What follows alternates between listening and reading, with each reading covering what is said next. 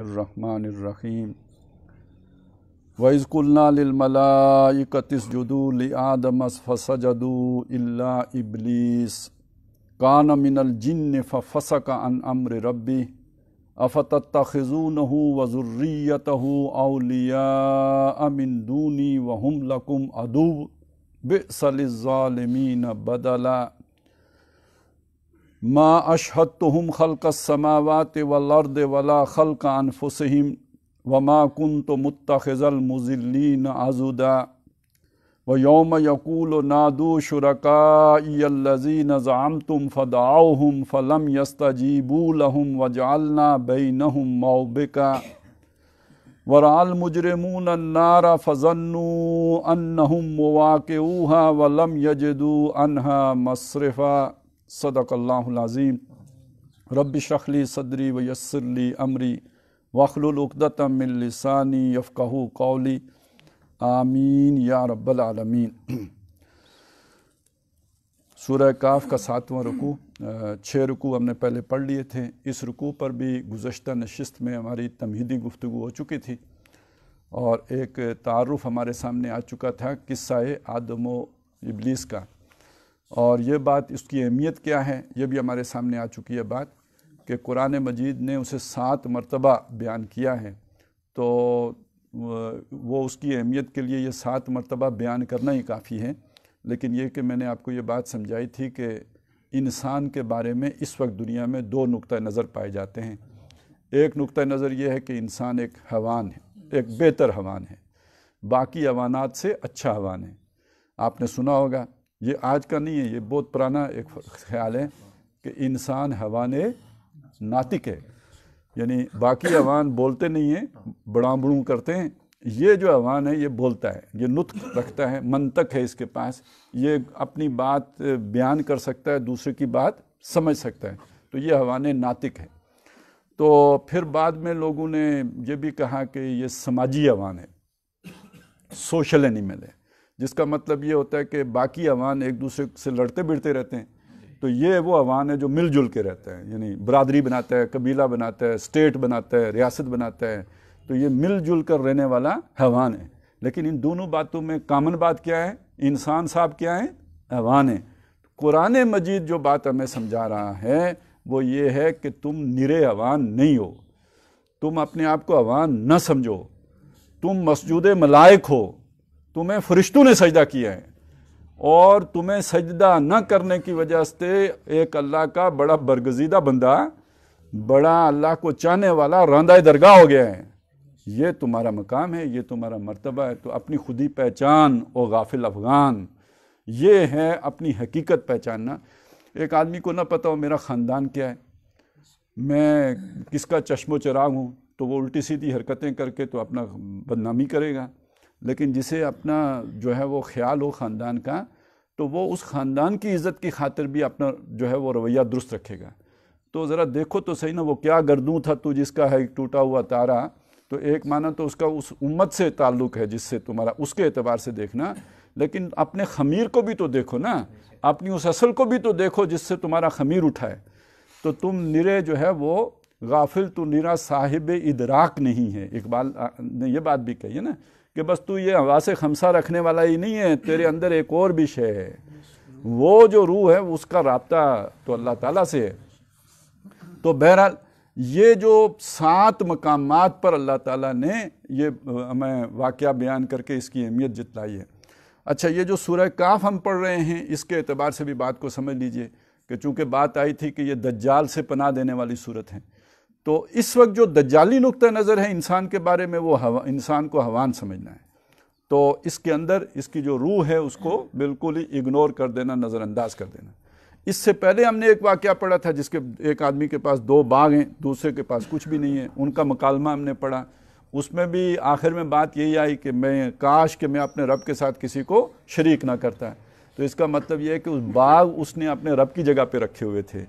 یہ ہے مادہ پرستی، یعنی آج ہم اپنی نوکری کو، اپنے پروفیشن کو، اپنے کاروبار کو، روپیے اور پیسے کو، جیسے حدیث میں آتا بھی ہے کہ تعیس عبد الدرہم و دینار، برباد ہو گیا درہم اور دینار کا بندہ۔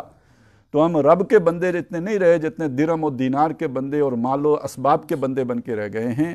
تو ایک نقطہ نظر یہ ہے، اور اسی طرح ایک بات یہ ہے کہ جو اس وقت دنیا میں سائنسی نقطہ نظر ہے کہ یہ کائنات جو ہے یہ مادی وجود ہے، یہ کسی نے بنائی نہیں ہے، یہ خود بن گئی ہے۔ قرآنی نقطہ نظر نہیں ہے، یہ ہے کہ یہ اللہ تعالیٰ نے بنائی ہے۔ سب سے بڑی حقیقت اللہ کی ذات ہے، اس نے ایک وقت میں اس کو وجود دیا ہے، اور ایک وقت آئے گا، یہ جو تخلیق ہے الی اجل مسمى ہے، ایک وقت آئے گا جب اللہ اس کی بساط کو لپیٹ دیں گے۔ تو یہ نقطہ نظر کا ہم کہتے ہیں جی ہمارا ایمان ہے، اور بھئی ایمان ہے تو اس ایمان کا کوئی نتیجہ ہماری سوچ پر بھی تو آنا چاہیے نا۔ ایمان کا مطلب یہ ہے کہ یہ کائنات نے ختم ہونا ہے، یہ میرا نقطہ نظر ہو، یہ میرے مال و اسباب نے ختم ہونا ہے، یہ میری سوچ بن جائے، یہ ایمان کا تقاضا ہے۔ اسی طرح میں کوئی بس روٹی کھانے والا اور بچے پیدا کرنے والا نرا حیوان ہی نہیں ہوں، بلکہ یہ کہ میرے اندر ایک ملکوتی جو ہے ایک روح بھی اللہ تعالیٰ نے میرے اندر رکھی ہوئی ہے۔ تو یہ نقطہ نظر کا فرق اگر نہیں ہے تو دجالیت کا شکار ہے۔ یہ ہر وقت ہمیں اپنا جو ہے وہ صحیح پہچان ہونی چاہیے، اپنی بھی، کائنات کی بھی، اور اپنے رب کی بھی معرفت ہونی چاہیے۔ اب اس واقعے کو جو قرآن مجید بیان کرتا ہے تو زیادہ تر مقامات پر اسی بات سے بیان کرتا ہوا اذ قلنا للملائکۃ اسجدوا، یاد کرو۔ اب یہ یاد کرو، ہم کدھر یاد کریں، ہمیں کیا پتہ ہے، وہ ہم کہتے ہیں آدم علیہ السلام کا معاملہ ہے۔ تو جس طرح قرآن ذکر کرتا ہے تو اس سے تو پتہ لگتا ہے کہ کچھ نہ کچھ تو کسی نہ کسی گوشے میں تو اس کی کوئی نہ کوئی یاد تو ہونی چاہیے۔ وہ اگر دب گئی ہے، بھولی ہوئی ہے، تو کچھ کوشش کرو، ہو سکتا ہے یاد آ جائیں، نہیں تو اللہ بتا رہا ہے سب سے مضبوط ذریعہ علم کے ذریعے سے، سب سے محقق ذریعہ علم کے ذریعے سے، سب سے زیادہ مستند ذریعہ علم کے ذریعے سے خبر مل رہی ہے۔ اللہ نے بتایا جبریل کو، جبریل نے بتایا محمد الرسول اللہ کو، وہاں سے لے کے آج تک اس کے حرف میں بھی کوئی تبدیلی نہیں ہوئی، جوں کا تو ہم تک پہنچا۔ یہ اللہ کا قول ہے کہ یہ اللہ کہہ رہے ہیں اذ قلنا، جب ہم نے کہا، للملائکہ، فرشتوں سے کہا۔ فرشتے جان لیجئے یہاں پہ کہ ویسے تو ان کے بارے میں حقیقت تو نہیں جانتے وہ کیا مخلوق ہے، لیکن یہ جو کچھ ہمیں تعارف کروایا گیا ہے یہ کہ وہ ایک نورانی مخلوق ہے، نور سے بنے ہیں، یعنی جس شے سے ہماری روح بنی ہے اسی شے سے فرشتے بنے ہیں۔ دونوں کا مادہ تخلیق ایک ہے، فرشتے کا اور انسان کی روح کا۔ دوسری بات یہ سمجھ میں آتی ہے کہ یہ جو بھی اللہ تعالیٰ کی یہ مخلوق ہے، اس کے اندر اللہ کے حکم کی نافرمانی کرنے کی صلاحیت نہیں ہے۔ اس نے وہی کرنا ہے جس کو اس کا حکم دیا گیا ہو، وَيَفْعَلُونَ مَا يُؤْمَرُونَ، وہ وہی کرتے ہیں جو ان کو حکم ملا ہوتا ہے۔ یہ جب میں کہتا ہوں صلاحیت نہیں ہے تو اس کا مطلب کیا ہوتا ہے؟ اس کا مطلب یہی ہوتا ہے کہ یہ میری انگلی میں صلاحیت نہیں ہے کہ یہ دیکھ سکے، اس کے بس کی بات ہی نہیں ہے یہ دیکھ سکے، اس کا پوٹینشل ہی نہیں ہے کہ یہ دیکھ سکے، اور میری آنکھ کی صلاحیت نہیں ہے کہ یہ چھو سکے۔ تو یہ بات سمجھ میں آ گئی نا۔ تو ایک اللہ نے شے بنا، سورج ہے اللہ نے بنا دیا، اس کی یہ صلاحیت نہیں ہے کہ وہ جو ہے کوئی ٹھنڈ دے سکے، اس کی صلاحیت گرمی دینے کی ہے، وہ گرمی دے سکتا ہے، اور اس کی یہ صلاحیت نہیں ہے کہ اپنے راستے کو بدل سکے اپنی مرضی سے، وہ اسی راستے پر چلے گا جو اللہ تعالیٰ نے اس کے لیے معین کر دیا۔ میری یہ صلاحیت اللہ نے نہیں رکھی کہ میں اڑ سکوں، ہاں جہاز میں بیٹھ کے اڑ سکتا ہوں، خود اپنے پاؤں پہ کھڑا ہو کے تو اڑنے کی صلاحیت میرے اندر نہیں رکھی۔ اسی طرح فرشتے کے اندر اللہ تعالیٰ نے نافرمانی کرنے کی صلاحیت نہیں رکھی، وہ نافرمانی نہیں کر سکتا، یہ ایک مخلوق ہے۔ اللہ نے اس کو حکم کیوں دیا انسان کو سجدہ کرنے کا؟ تو اس کا ساری بات جو جڑتی ہے، وہ جو بیان کیا اللہ تعالیٰ نے وہ سورہ بقرہ میں کیا ہے، جو سب سے پہلے ہم پڑھتے ہیں۔ لیکن میں نے پہلے بتایا تھا ترتیب نزولی میں وہ حصہ سب سے آخر میں اترا ہے، یہ 6 مقامات پہلے اتر گئے، وہ والا حصہ جو سورہ بقرہ میں ہم سب سے پہلے پڑھتے ہیں وہ بعد میں اترا ہے۔ اس میں وہ حکمت بتائی ہے کہ یہ کیوں فرشتے کو سجدہ کرنے کی بات کی گئی، اور وہ سارا پس منظر بیان کیا ہے، اس کی بیک گراؤنڈ بتائی ہے۔ وہ یہ ہے کہ یہ اللہ کا فیصلہ تھا کہ زمین پر اللہ تعالیٰ اپنے ایک جانشین کھڑا کرے گا، ایک نائب کھڑا کرے گا۔ وَإِذْ قَالَ رَبُّكَ لِلْمَلَائِكَةِ إِنِّي جَاعِلٌ فِي الْأَرْضِ خَلِيفَةً، یاد کرو جب آپ کے رب نے کہا کہ میں زمین کے اوپر ایک خلیفہ بنانے والا ہوں۔ خلیفہ اس کا ایک معنی جو ابھی میں نے کیا جانشین، اور ایک معنی اس کا ہوتا ہے نائب کا، نیابت کا مطلب اور جانشین کے مطلب میں تھوڑا سا فرق ہے۔ مطلب ایک وہ جو ہے پیچھے آیا نا، جانشین ہو گیا، ایک آگے چلا گیا، ایک اس کا جانشین بنا اس کے بعد آیا، اور ایک ہوتا ہے نائب۔ نائب کا مطلب ہوتا ہے جسے ہم کہتے ہیں نمائندہ، دونوں موجود ہوتے ہیں، اور ایک نے کسی کام کو یا اپنی کسی ذمہ داری کو کسی کو ڈیلیگیٹ کر دیا ہوتا ہے، میری طرف سے یہ ذمہ داری تم نبھاؤ، تم ادا کرو. یہ جو ڈیلیگیشن آف پاور یا ڈیلیگیشن آف اتھارٹی ہے، یہ نیابت ہے، یہ جانشینی نہیں ہے، یہ نیابت ہے. تو اس کو ہم اگر سیاسی نیابت کو کے اعتبار سے اگر ہم دیکھیں تو اس کو وائسرنسی کہیں گے. جیسے وہ ملکہ برطانیہ کی بادشاہت جب 1857 میں ہندوستان میں قائم ہو گئی تو اس کے بعد اس کا نمائندہ آ کر ہمارے اوپر حکومت کرتا تھا، اور اس کو ہم کہتے تھے یہ وائس رائے ہے.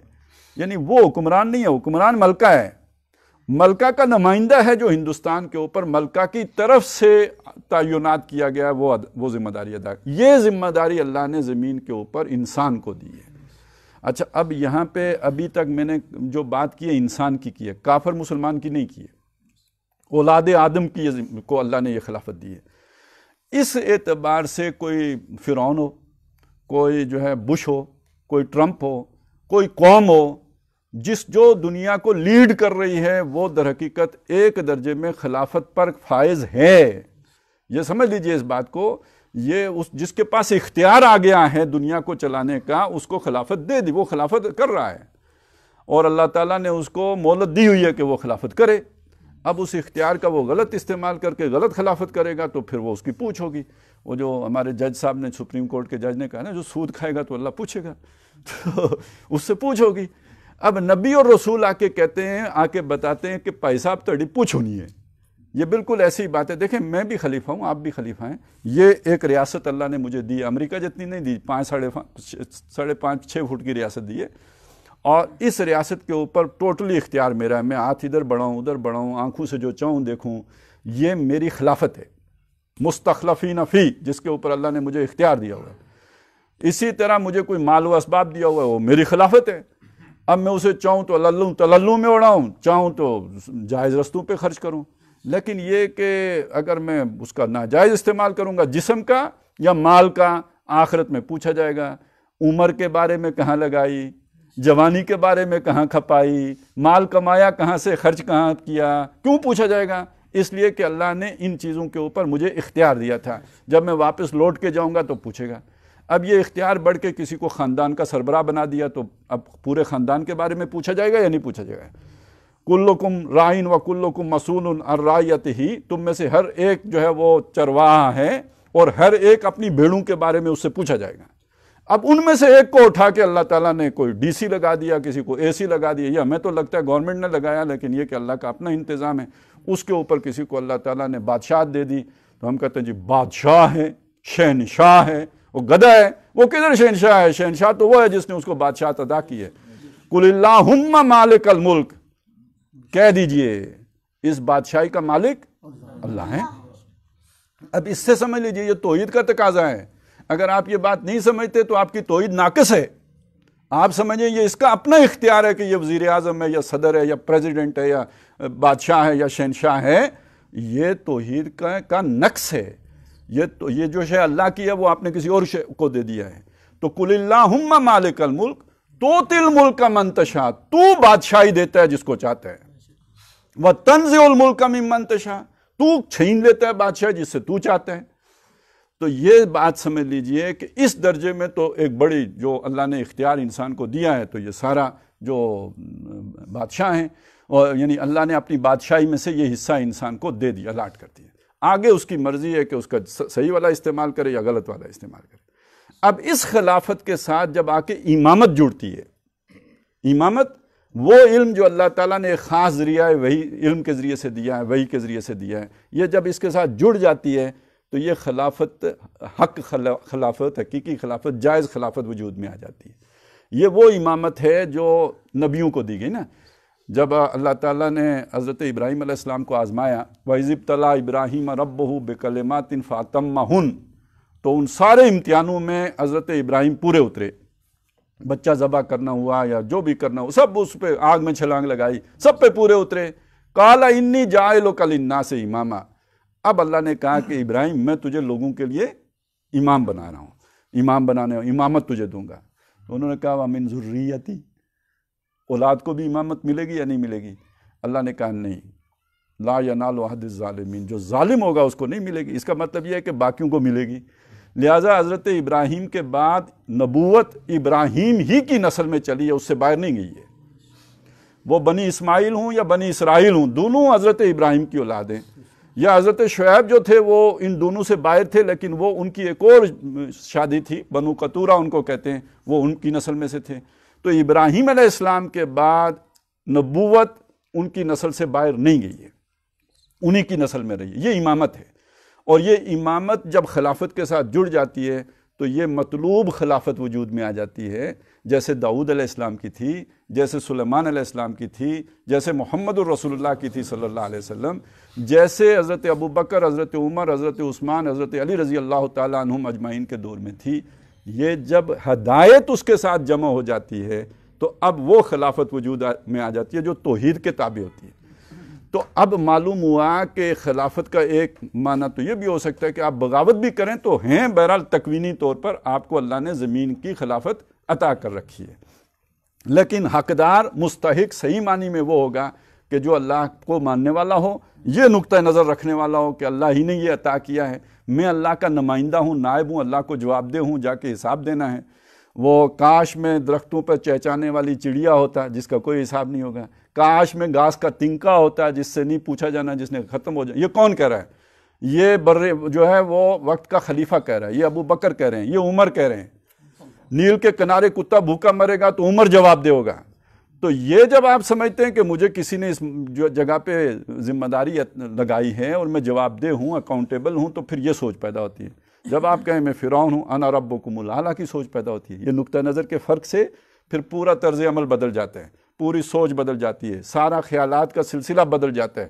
یہ بات ہے اس کے اندر رکھی ہوئی کہ ہم نے تمہیں جو ہے نا یہ فرشتوں سے سجدہ اس لیے کروایا تھا کہ ہم نے تمہیں زمین کے اوپر اختیار دیا ہے۔ اچھا، مسئلہ یہ ہے کہ یہ فرشتوں کی جو ذمہ داریاں ہیں کرتے وہی ہیں جو اللہ نے ان کو حکم دیا ہوا ہے، لیکن ہر فرشتہ ہر کام نہیں کر سکتا۔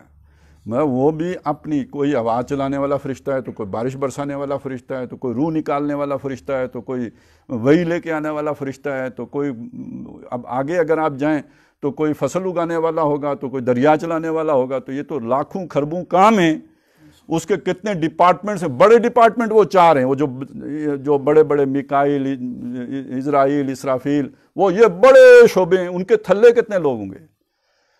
یہ ہمارا ایک چھوٹا سا ملک ہوتا ہے تو 100 وزیر ہوتے ہیں، پھر وہ اس کے بعد جناب ان کے محکمے ہوتے ہیں اور پتہ نہیں کیا ہوتا ہے، تو پھر وہ چلتے ہیں۔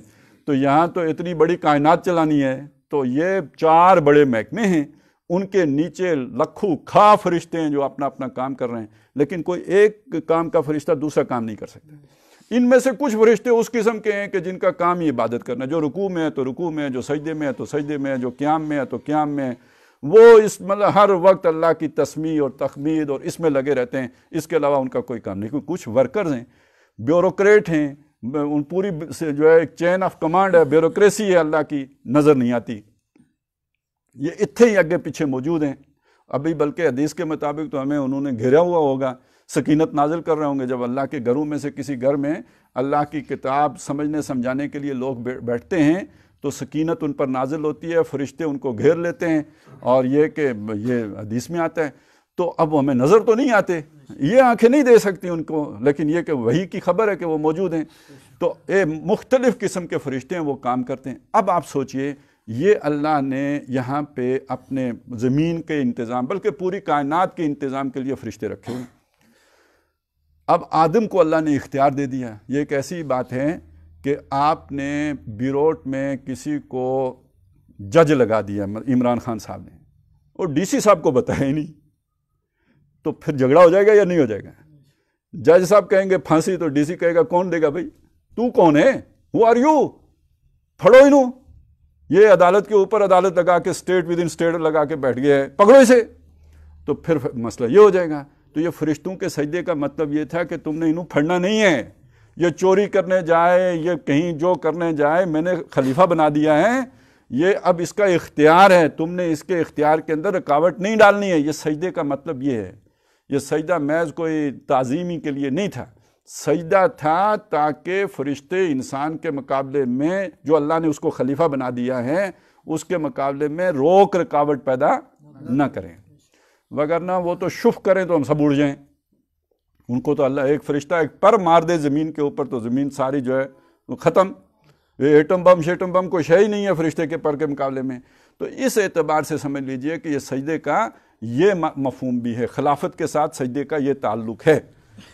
اب جب ویسے تو علامہ اقبال نے یہ نقشہ جو کھینچا نا ابلیس کی مجلس شورا میں، کہ شیطان اپنے حواریوں سے کہتا ہے، وہ جو مجلس اس نے بیٹھائی ہوئی ہے تو وہاں کہتا ہے کہ یہ جو دنیا ہے، دنیا دوں، یہ عرش اعظم کے جو وہ فرشتے ہیں، ساکنان عرش اعظم کی تمناؤں کا خون، کہ ان کی تمنا، اب تمنا کیا تھی فرشتوں کی؟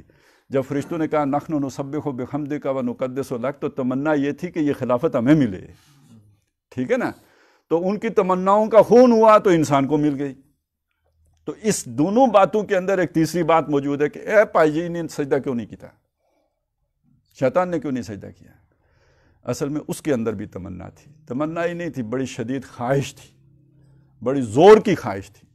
اور جب انسان کو وہ مقام مل گیا تو پھر کیا ہوتا ہے، یعنی آپ کی خواہش ہو کہ یہ جگہ میں لوں، او یار یہ ممبر ہی ہے نا، اس کی خواہش ہو جس کے دل میں، تو دو مولوی بھی آپس میں لڑ پڑتے ہیں یا نہیں لڑ پڑتے؟ تو اسی طرح سمجھ لیجئے کہ بس وہ ایک منصب تھا جو اللہ نے انسان کو عطا کیا، تو ادھر وہ جو شیطان تھا، یہ جو ابلیس ہے نا، یہاں پہ لفظ ابلیس، اس کو بھی ذرا نوٹ کریں، اس کا لفظی مطلب ہوتا ہے مایوس، بلکہ وہ بالکل ہی جو مایوسی میں بالکل بجھ گیا ہو، جس کی ساری تمناؤں کا خون، اصل میں تو اس کی تمناؤں کا خون ہوا ہے، اس کی امیدوں پر اوس پڑی ہے، خواہش اس کی تھی یہ سب کچھ مجھے ملے، تو وہ مل گیا آدم کو، تو اس کے اندر پھر یہ مایوس ہو گیا۔ تو یہ اس کا اصل نام نہیں ہے ابلیس، اس کا صفاتی نام ہے، اس واقعے کے بعد اس کا یہ نام پڑا ہے کہ وہ مایوس ہو گیا۔ اس کی یعنی ایک آپ نے بڑی محنت کی، بندہ پاگل ہو جاتا ہے۔ ہم نے کئی لوگ دیکھیں، کوئی میڈیکل کالج میں داخلہ لینا چاہتا ہے، کوئی انگلینڈ جا کے تعلیم حاصل کرنا چاہتا ہے، اس کے لیے محنت کرتے ہیں، دن رات ایک کرتے ہیں، آخر میں جا کے اگر نتیجہ یہ نکلے کہ وہ کام نہیں ہو سکا تو وہ بچہ جو ہے نا بالکل وہ مایوس ہو کے ڈپریشن کا شکار ہو جاتا ہے، دوائیاں کھانی پڑتی ہیں۔ یہ بات ہوئی ہے ابلیس صاحب کے ساتھ، انہوں نے بھی ایک سوچا تھا مجھے یہ ملے گا، وہ ملا نہیں، تو وہ ابلیس ہو گیا۔ بعض کہتے ہیں اس کا اصل نام عزازیل تھا، یعنی یہ اس کا اصل نام تھا، لیکن یہ بھی ایک خیال ظاہر کیا جاتا ہے کہ یہ بھی اس کا اصل نام نہیں تھا، یہ بھی بعض لوگوں نے بیان کیا، واللہ اعلم۔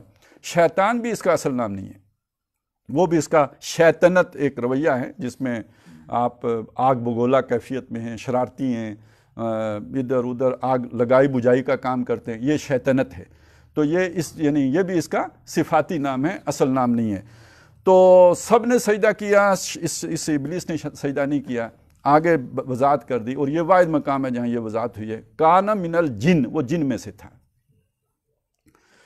اور فرشتوں میں شامل ہو گیا تھا، یعنی عبادت اس نے اتنی کی تھی اللہ کی، کہتے ہیں کہ زمین کا کوئی چپا نہیں ہے کہ جس پہ شیطان نے ماتھا نہ ٹیکا ہو۔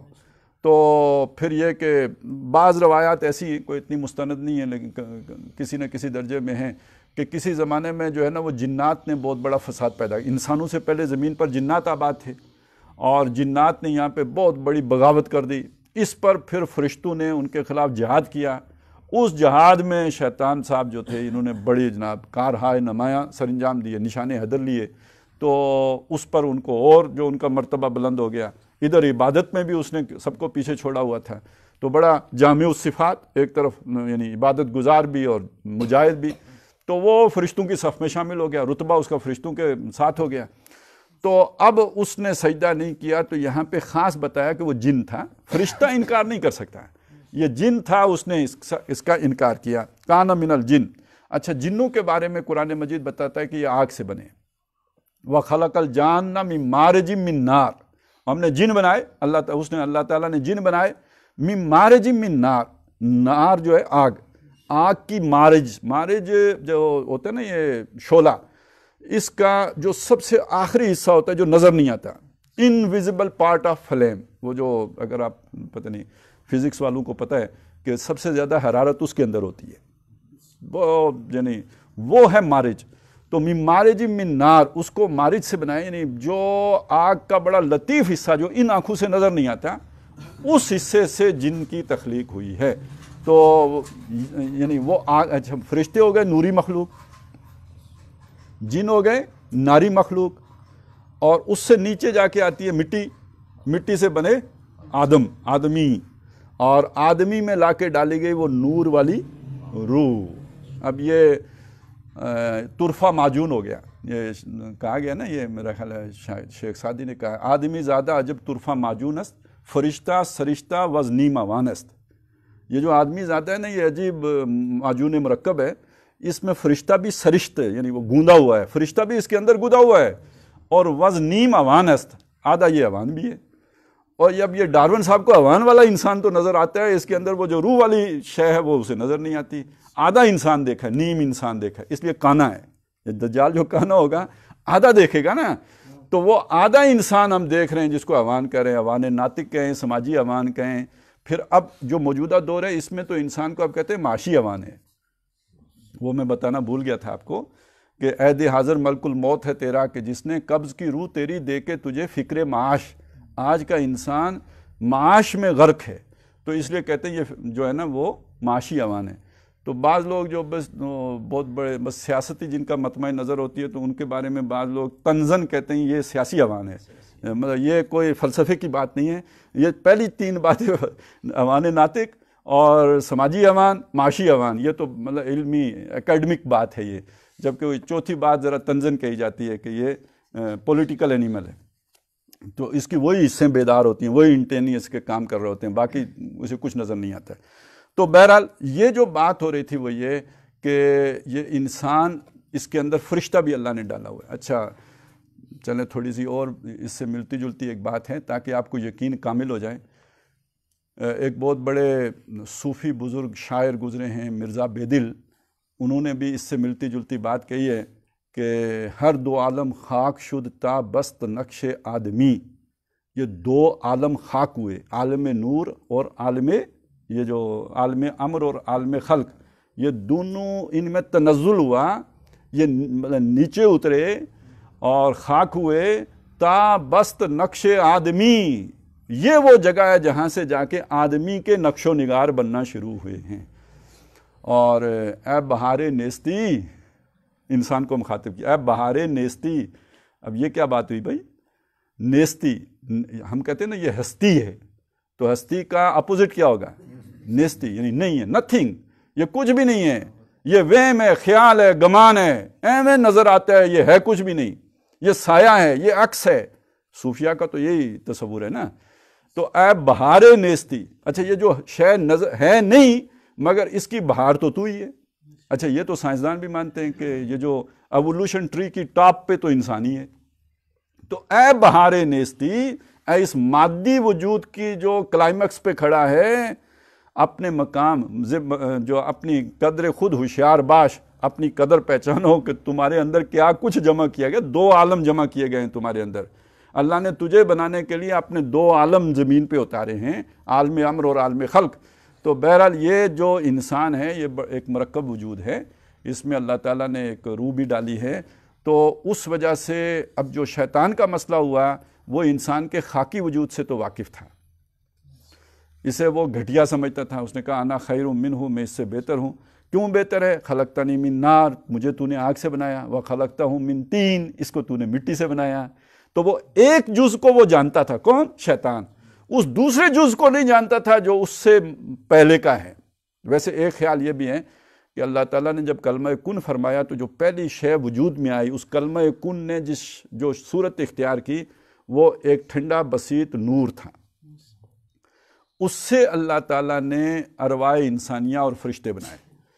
پھر اس نور میں ایک اور جو ہے وہ تبدیلی لائی، کلمہ کنی سے لائی، وہ نور نار میں بدلا۔ تھوڑا سا فرق آیا، اب آگ بن گئی۔ اب جب آگ بنی تو اس آگ سے جن بنے، تو اب ان کو یہ تو نہیں پتا تھا پہلے کیا ہو گیا ہے، یہ تو بعد میں بنے ہیں۔ اور یہاں تک اب سائنس پہنچ چکی ہے کہ پہلے ایک جو ہے وہ ایک ہی وہ کرہ تھا، اس کے اندر دھماکے ہوئے تو بڑے آگ کے کرے وجود میں آئے، اور اس سے پھر یہ سارا کائنات وجود میں آ گئی ہے۔ اب یہاں تک چلتے چلتے نیچے سے علم بھی وہاں تک پہنچ گیا ہے۔ تو وہ نور سے نار اور نار سے جن، پھر نار کے اندر وہ دھماکے ہوئے اور پھر یہ زمین وجود میں آئی، اور زمین کے اوپر پھر پتہ نہیں کروڑوں سال بارشیں ہوئی ہیں، اور پھر کیچڑ بنایا، اور کیچڑ کے اندر سے من تین، من سلسال فخار، اور من صلصال من حمأ مسنون، اس سے جا کے پھر انسان کی تخلیق کا آغاز ہوا، تو وہ اوپر والی روح لا کے اس کے اندر، وہ صدیوں پرانی روح لا کے اس کے اندر ڈال دی گئی۔ تو یہ ہے اب انسان، تو اس کو اللہ نے اپنی پھر خلافت عطا کی، اور شیطان نے اس خلافت کو ماننے سے بغاوت کر دی، میں نہ مانوں تو مجھے کیوں نکالا والی بات ہو گئی۔ اور پھر اس کے بعد جو ہے وہ اس کا اپنا ایک نیریٹو، اپنا ایک بیانیہ شیطان کا شروع ہو گیا۔ یہاں سے اصل میں سب سے بڑا اختلاف یہ ہے، قرآن جو ہمیں سکھا رہا ہے اور ساتھ بتاتا ہے انہ لکم عدو مبین، وہ تمہارا کھلا دشمن ہے۔ یہ بات سمجھے بغیر باقی خیر و شر کا یہ مسئلہ سمجھ میں ہی نہیں آتا۔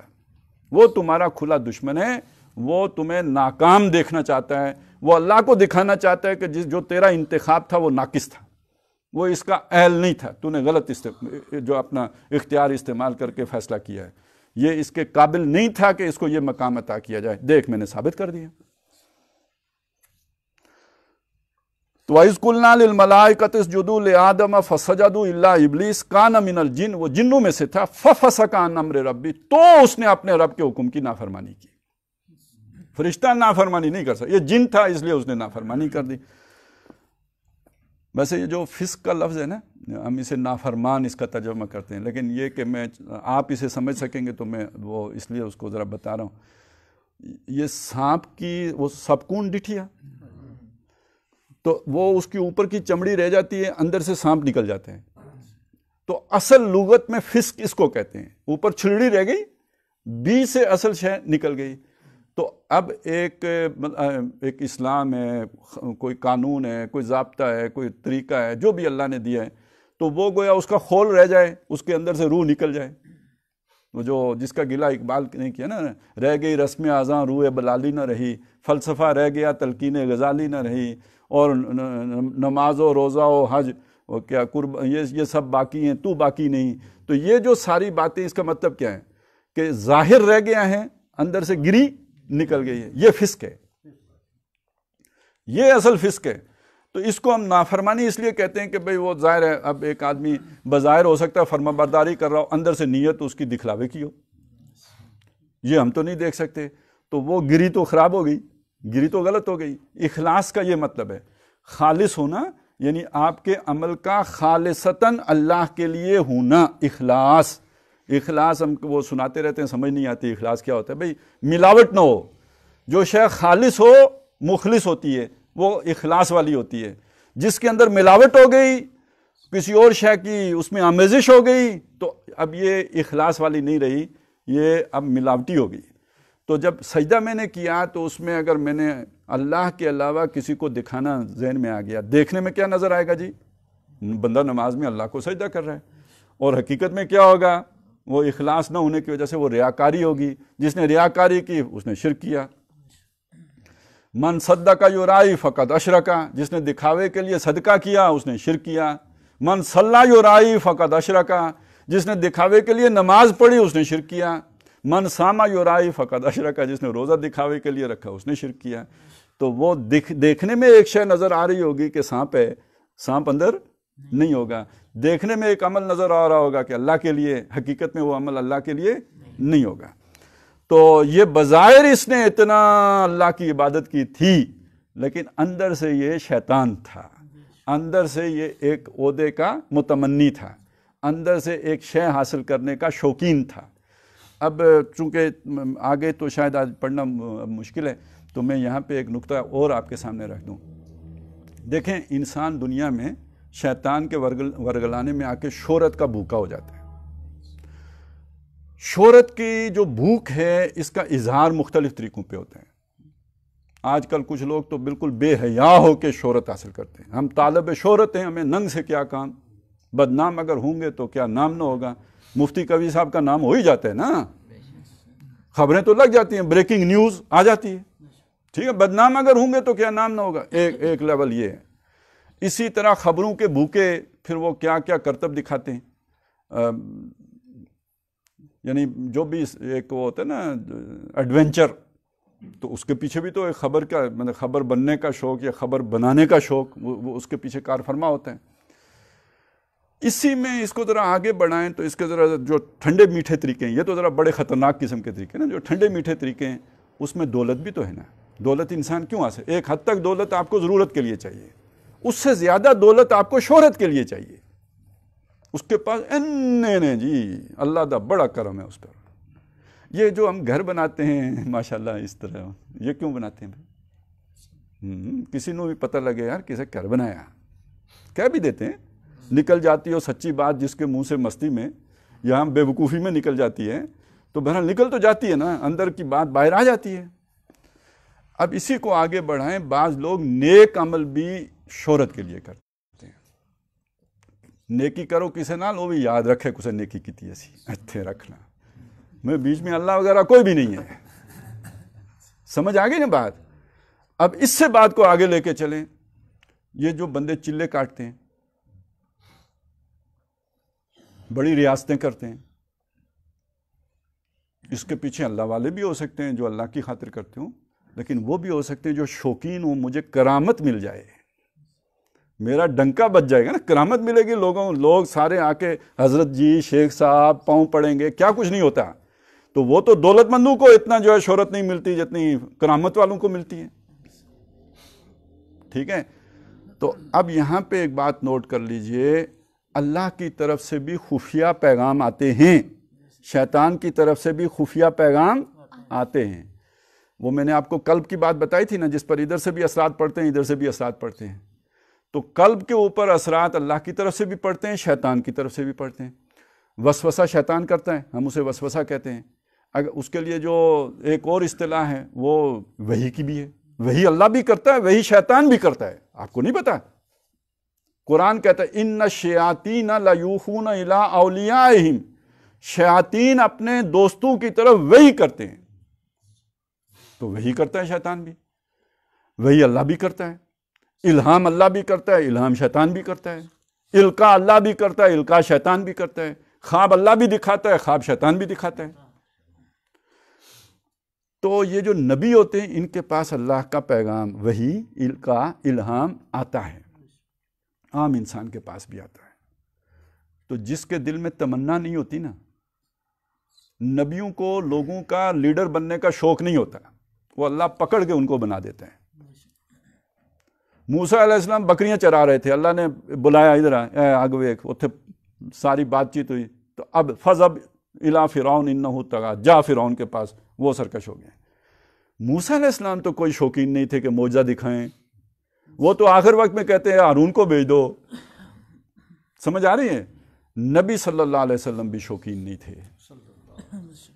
آپ قرآن کہتے ہیں آپ کو کوئی شوق نہیں تھا کہ آپ کو کتاب ہی لے، آپ کو اس چیز کی کوئی وہ نہیں تھی، آپ کے اندر کوئی لیڈر بننے کا شوق نہیں تھا. آپ تو اپنا جو بھی اپنے ایک ذہنی سکون، ایک قلبی اطمینان، اپنے اندر کی ایک ڈیمانڈ، اس کی بنیاد پر آپ جا کے غار حرا بیٹھا کرتے تھے. آپ کوئی لوگوں کے اوپر اپنے جو ہے نا وہ چودراہٹ جمانے کے لیے تو وہاں نہیں جاتے تھے کہ مجھے کوئی کرامت مل جائے تو میں لوگوں کے اوپر حکمرانی کرنا شروع کر دوں. یہ نہیں. تو جس کے اندر یہ اس طرح کی خواہش نہ ہو اس کو اللہ کی طرف سے ہدایت ملتی ہے. جس کے اندر اس طرح کی خواہش ہو، وہ کہتے ہیں جی چلہ الٹا پڑ گیا. وہ چلہ الٹا نہیں پڑتا، یہ اندر پہلے ہی الٹا ہوتا ہے. جو ان خواہشوں کے ساتھ وظیفے کرے گا، چلے کاٹے گا، اس کو بھی ٹکرے گا، پھر شیطان ہی ٹکرے گا. تو طاقت تھوڑی بہت شیطان کو بھی اللہ نے دی ہے، بہرحال وہ ٹکرے گا تو کچھ نہ کچھ تو یہاں پہ رنگ وہ بھی جما دیتا ہے نا. کسی کو شف کرے گا تو ہو سکتا ہے ٹھیک ہو جائے، اور کسی کا ہارٹ کا آپریشن کر دے. ویسے وہ تو بہت بڑا ڈاکٹر ہوگا، کون سا میڈیکل کالج ہے جس کو وہ اس نے نہ وزٹ کیا ہو، جس آپریشن تھیٹر میں مرضی بغیر فیس کے گھس جائے، اسے کون روک سکتا ہے. تو یہ جنات والے آپریشن کرنے والے اس کے پیچھے بات کا نہیں سمجھیں. تو یہ ہوتے ہیں یہ سلسلے. قرآن مجید کہتے ہیں یہ جوڑ ہوتا ہے انسانوں کا اور شیطانوں کا. اور آخرت میں سورہ انعام میں یہ پورا نقشہ کھینچا ہے. اللہ کے سامنے جب پیش ہوں گے تو اللہ تعالیٰ جنوں کو مخاطب کریں گے، ان سے کہیں گے کہ یا معاشر الجن، اے جنوں کے قبیلے، قد استکثرت من الانس، تم نے بہت انسان اغوا کیے، بڑے لوگوں کی تم نے، بڑے انسانوں کی تم نے مت مار دی. قال اولیاؤہم من الانس، وہ ان جنوں کے جو دوست انسانوں میں سے ہوں گے. اولیاء کا لفظ آیا ہے. ہم کہتے ہیں فلانا بڑا اولیاء ہے. بھئی اولیاء ہے، آپ کو پتہ ہے کس کا اولیاء ہے؟ آپ کو نہیں پتہ کس کا اولیاء ہے. اس سے کام ایسے ہو رہے ہیں کہ آپ کو لگتا ہے اولیاء ہیں، لیکن کس کا اولیاء ہے آپ کو نہیں پتا۔ تو کالا اولیاءہم من الانس، انسانوں میں سے جو ان کے اولیاء ہوں گے وہ کہیں گے اے اللہ ہم نے ایک دوسرے کو استعمال کیا ہے۔ ٹھیک ہے، کیا مطلب ہے اس کا؟ وہ دنیا میں ہمیں یہ بتا رہے ہیں کہ میں نے جن قابو کیا ہوا ہے، یہی بتاتے ہیں نا، میں نے جن قابو کیا ہوا ہے۔ وہاں اللہ اس سے نہیں کہے گا کہ تو نے جن قابو کیا، وہ جن سے کہے گا تو نے اس کو قابو کیا ہوا تھا۔ قد استکثرت من الانس، تم نے بڑے انسان قابو کر کے رکھے، اب ان کی سبکی ہو گئی۔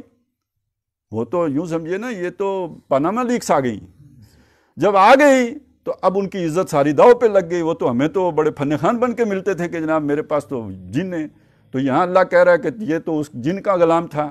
اب وہ کہیں گے اللہ ہم نے ایک دوسرے کو استعمال کیا، ہم نے بھی ان سے تعویذ نکلوائے ہیں، ہم نے بھی ان سے کچھ کام کروائے ہیں۔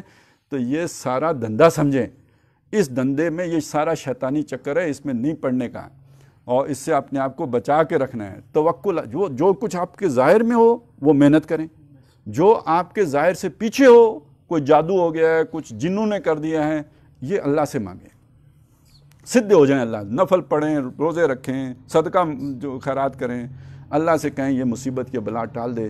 اس کے علاوہ کسی جبریل بھی آ کے کہیں میں جبریل ہوں، تمہاری مصیبت دور کرنے کے لیے اللہ نے بھیجا ہے، نہ بابا تسی واپس جاؤ، میں خود اللہ سے بات کرتا ہوں۔ یہ ہے آپ کے لیے صحیح رویہ، صحیح طریقہ، صحیح راستہ کہ جس کو جو آپ کو محفوظ رکھے گا۔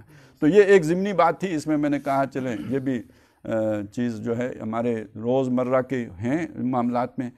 اور اس میں یہ بات جان لیجئے کہ جب وہ دجال آئے گا نا، وہ بہت بڑا معالج ہوگا، بہت بڑا ڈاکٹر ہوگا، بغیر فیس کے بندوں کو ٹھیک کرے گا۔ وہ بیماریاں جو کسی سے ٹھیک نہیں ہوتی وہ یوں ٹھیک کر دے گا۔ حدیث میں آتا ہے جو پیدائشی اندھا ہوگا، جس کی آنکھیں تھی نہیں، پیدا ہی ہوا تو اس کی بینائی نہیں تھی، وہ دجال اس کی آنکھوں پہ ہاتھ پھیرے گا، وہ دیکھنا شروع کر دے گا۔ اور جو کوڑ کا کوئی علاج نہیں ہے، تو جو کوڑی ہوگا اس کو بھی دجال ٹھیک کر دے گا۔ تو یعنی یہ جو کچھ آج کل ہو رہا ہے نا، یہ جو جنوں کے ذریعے سے علاج، تو وہ جو بڑا صاحب آئے گا تو وہ اس سے زیادہ علاج کرے گا۔ ابھی سے پرہیز کریں، پاؤں کھینچ لیں، کل اللہ تعالیٰ دجال سے محفوظ رکھے۔ ویسے بھی حدیث میں 30 دجالوں کا ذکر ہے، 30 دجالون یا 30 کذابون۔ تو وہ ایک تو وہ تو بڑا ہے نا، وہ دجال اکبر ہے، تو اس سے پہلے چھوٹے چھوٹوں نے بھی آنا ہے۔ تو اس لیے اپنے آپ کو جو ہے اس میں پڑھنے سے روکیں۔ تو یہاں پہ بھی ذکر آ گیا کہ افتتخذون، یہ تمہارا دشمن ہے، اور تمہیں اللہ نے خلیفہ بنایا تو تمہاری ضد کی وجہ سے اس نے اللہ کو چھوڑ دیا۔ افتتخذونہ وذریتہ اولیاء من دونی، اس کو اور اس کی اولاد کو مجھے چھوڑ کر تم دوست بناؤ گے، اولیاء بناؤ گے۔ ذرا سوچو، یہ تو بڑی عجیب بات ہے، یہ تو بڑی نانسنس بات ہے کہ جو تمہاری دشمنی میں اللہ سے ناراض ہو کے بیٹھ گیا، تم اللہ کو چھوڑ کر اس کو اپنا دوست بنا لو۔ افتتخذونہ، کیا تم اس کو اختیار کر لو گے، وذریتہ، اور اس کی اولاد کو اختیار کر لو گے، اولیاء دوست کے طور پر، من دونی، میرے مقابلے میں، مجھے چھوڑ کر، مجھ سے ہٹ کر، وہم لکم عدو، جبکہ وہ تمہارے دشمن ہیں۔